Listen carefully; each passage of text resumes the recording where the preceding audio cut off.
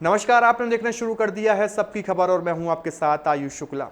मध्य प्रदेश में गेहूं खरीदी, एमएसपी और स्लॉट बुकिंग को लेकर सियासत तेज हो गई। मुख्यमंत्री मोहन यादव ने प्रदेश को संबोधित करते हुए किसानों के मुद्दों पर सरकार का पक्ष रखा। एमएसपी, खरीदी व्यवस्था, स्लॉट बुकिंग और किसानों की समस्याओं पर कई दावे किए गए, लेकिन मुख्यमंत्री के संबोधन के तुरंत बाद विपक्ष ने मोर्चा खोल दिया। कांग्रेस ने सरकार पर किसानों के साथ अन्याय और षड्यंत्र का आरोप लगाया है। सवाल उठ रहा है, क्या प्रदेश में गेहूं खरीदी व्यवस्था में वाकई दिक्कत है या विपक्ष इसे बड़ा मुद्दा बना रहा है? आज की इस खबर में इस पर बात करेंगे। मध्य प्रदेश में इस वक्त गेहूं खरीदी सिर्फ प्रशासनिक मसला नहीं बल्कि बड़ा राजनीतिक मुद्दा बन गया है। सीएम मोहन यादव ने अपने लाइव संबोधन में किसानों को भरोसा दिलाने की कोशिश की कि सरकार समर्थन मूल्य पर खरीदी, स्लॉट बुकिंग और व्यवस्थाओं को लेकर संवेदनशील है और किसानों के हितों से कोई समझौता नहीं होगा।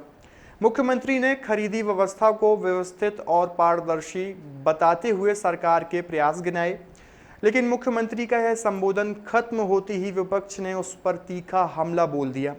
कांग्रेस प्रदेश अध्यक्ष जीतू पटवारी ने कहा कि किसानों को राहत देने या समस्याओं पर माफी मांगने के बजाय मुख्यमंत्री का भाषण खोखला साबित हुआ। पटवारी ने आरोप लगाया कि किसान 2700 रुपए के वादे के बजाय 1900 से 2100 रुपए प्रति क्विंटल गेहूं बेचने को मजबूर है और घाटा झेल रहा है।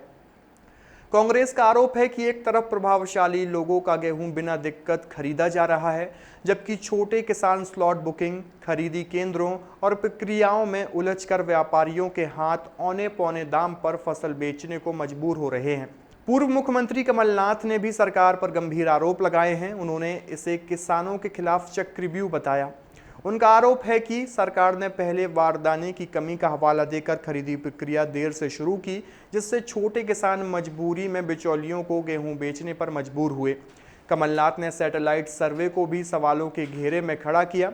उनका कहना है कि कई किसानों की स्लॉट बुकिंग फसल सत्यापन के नाम पर अस्वीकृत की जा रही है और किसान समझ नहीं पा रहे हैं कि खेत में खड़ी फसल सैटेलाइट सर्वे में क्यों रिजेक्ट हो रही है। इसी मुद्दे को लेकर प्रदेश में लगातार नाराजगी देखने को भी मिल रही है। विपक्ष ने सरकार की इस व्यवस्था पर भी सवाल उठाया है, जिसमें पहले 5 एकड़ से कम जमीन वाले किसानों की खरीदी और बाद में बड़े किसानों की खरीदी की बात कही गई। कांग्रेस का आरोप है कि इसमें छोटे और मझोले दोनों किसान फंस गए हैं और सरकार कम से कम खरीद करके अपने लक्ष्य पूरा दिखाना चाह रही है। विपक्ष सरकारी आंकड़ों के सहारे भी सरकार को घेर रहा है। दावा किया जा रहा है कि 19 लाख से ज्यादा किसानों ने एमएसपी पर गेहूं बेचने के लिए पंजीयन कराया, लेकिन 23 अप्रैल तक सिर्फ करीब 7 लाख किसानों के स्लॉट ही बुक हो सके। कांग्रेस इसे व्यवस्था की नाकामी और सरकार की नीयत पर सवाल बता रही है।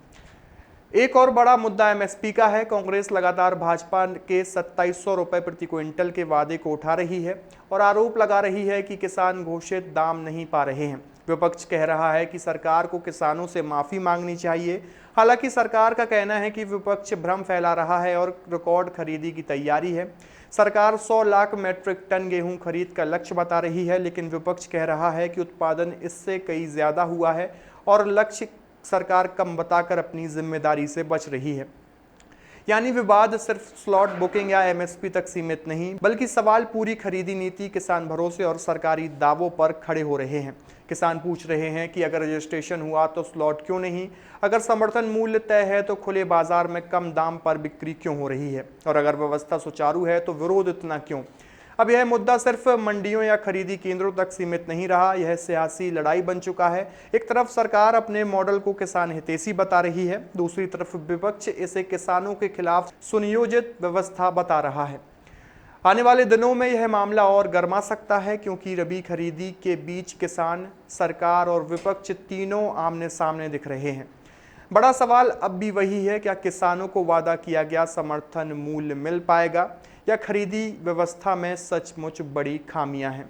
एमएसपी, स्लॉट बुकिंग, सैटेलाइट सर्वे और गेहूं खरीदी को लेकर उठे सवालों ने प्रदेश की राजनीति गरमा दी है। सरकार दावे कर रही है, विपक्ष आरोप लगा रहा है, लेकिन असली सवाल अब भी किसान की चिंता का है। देखना होगा कि सरकार इन सवालों का जवाब कैसे देती है और किसानों की मुश्किलें कैसे दूर होती हैं।